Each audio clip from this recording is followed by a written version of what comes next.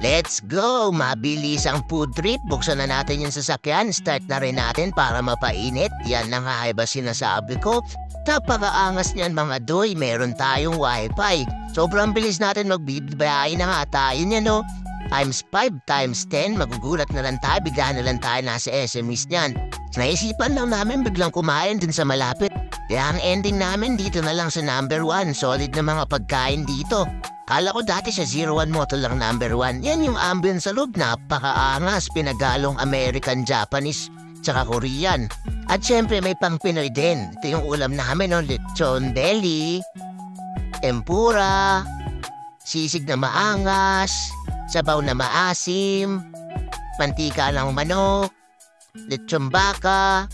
Solid, diba? Ngayon, sobrang bilis namin kumain.